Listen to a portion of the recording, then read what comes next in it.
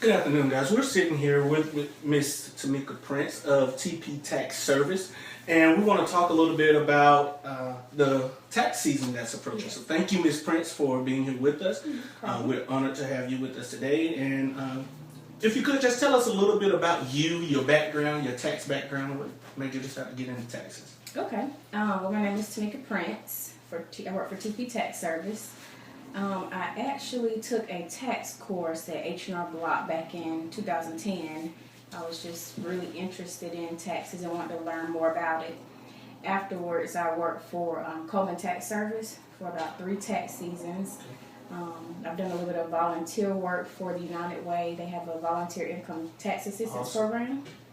And I launched TP Tax Service this year, and I'm looking forward to a successful tax season. Awesome. Well, we're excited about TP Tax Service and what you guys are going to be doing. We know that time of year it's here. Yes. People are about to start filing the taxes and all of those type of ideas. What is the soonest? How soon can individuals file their taxes? They can begin filing their taxes on January 31st. Okay, January 31st. So yes, guys can begin filing their taxes on the 31st.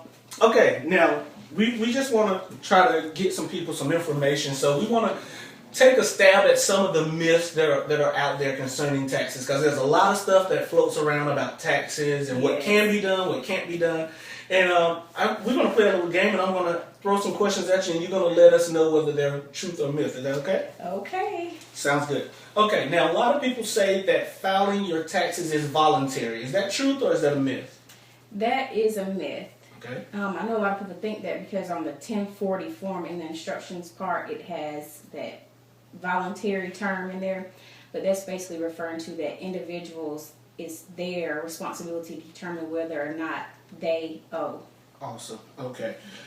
Sounds good. Also, many of us, as you know, I think America is probably one of the most pet-friendly places in the world, and we love our pets. Mm-hmm. It's been said that you can claim your pet as a dependent. Is that truth or is that a myth? That's another myth. As much as we would like to claim our pets, we cannot claim them as a dependent on our return. Okay. Yes. Awesome. It'll kind of be hard, I guess, to get a Social Security number for our dog or cat anyway. Huh? I agree. Okay, now, again, these are all questions that I've either ran across or that have been posed to us on our website. Okay. So I'm not making this stuff up. This is legitimate concerns. There are those who consider, and you're the expert, so you're going to let us know, illegal activity can't be taxed. Is that a truth or that myth? That's another myth. Okay. You should claim your illegal activity on your tax return. The government still, requires to get their piece of the pie. So. Well, first of all, let's just say this, and we want you guys out there to know in internet world that we don't condone illegal activity, but these are questions that came across to us, so we're trying to do our best to answer them. Yes, you must report all of your income. Awesome. Income is income. Exactly. Okay, home office deductions. A lot of people are afraid of home office deductions, and they kind of stay away from it because they're under the impression that if I do a home office deduction, that automatically means I'm going to instantly get audited. Is that truth or is that a myth? I've heard that before, but that's actually a myth.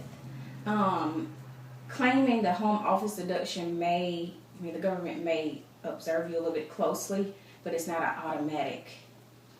I totally understand. Yes. So the government may pay a little bit more attention to you, yes, but which is the government's responsibility to pay attention to all taxpayers and all, exactly, to ensure that no matter what deduction you're claiming. Awesome. Yes. Sounds good.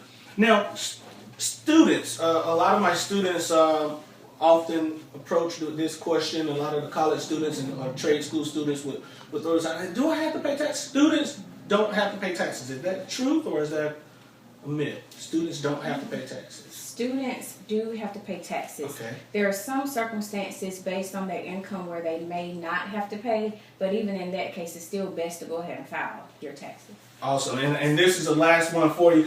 A lot of people right now are looking into second incomes, looking for additional jobs and additional work, and a lot of people are finding that at home, online, working internet jobs, working with online marketing, sales, whatever it might be. Is it true that money made over the internet is not taxable? Is that the truth or is that a myth? That's a myth. Okay, that's Income over the internet is just like any other income, earned income. Awesome. So all of our income has to be filed, whether does. it's illegal, whether it's over the internet. We have need to file. It's taxable. Yes. Awesome. Okay. Well, thank you so much. You did great during that part. Okay. A couple more questions for you while we have you here with us. Let's just say an individual hasn't filed taxes in the last year. Can they file for previous years with this year's taxes? Is that possible? Like, how does that work? They can't actually file last year with this year, like on the same return. Okay. However, they can claim, not claim, but they can file previous years. Okay, so they can go back and do it. They can go back and do a separate return for previous year. Okay, awesome. It needs to be separate. Awesome. Now, are there any specific tax changes that we need to know about this year? I know the tax code is always changing. It's always developing and growing and changing, and right before our eyes. So, are there any things we need to be particularly concerned about this year? There are a couple things that come to my mind.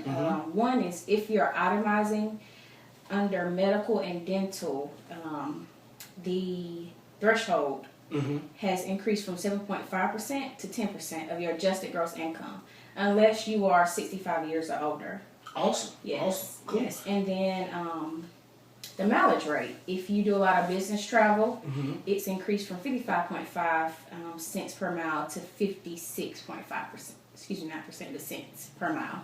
Awesome. Now that's really big for all of those who are self-employed or business owners, and a lot of times I know that's one of the areas that people kind of ignore, and they don't realize is that's at their disposal. That's a benefit for them. So that's awesome. 56.5 cents. 56.5 cents per mile. Okay. Is there an age limit? Everybody, I know growing up, everybody, I grew up and we weren't tax suave, so to speak, and I know people will be talking about claiming dependents and claiming children and doing this and doing that. Is there an age limit for claiming your child as a dependent? If I have a 25-year-old or a 19-year-old, 30-year-old, like what's the age limit on claiming that child as a dependent? Oh yes, there's definitely an age limit. It's 19 at the end of the year. Excuse me, they have to be 19 years of age at the end of the year. Okay. If they're a full-time student and they were in school at least 5 months, that age increases to 24 years. And then the exception to that is if the child is permanently and totally disabled, then they can claim. Awesome. That makes perfect sense. Thank you so much. You're helping us so much. You're helping us get down to some answers for some of these questions that are really going to be helpful for us. Okay, let me give you a scenario. Just say I claim my daughter because she's a full-time college student. We just talked about that. I claim my daughter. She's a full-time college student. Can she then claim her own exemption when she files her return? She cannot.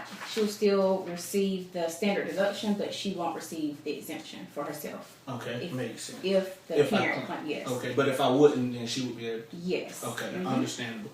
Okay. Can I get a refund if I'm still making payments under an installment or a payment plan from last year? Just say I owe taxes and I've made payment arrangements and I'm making payments on it.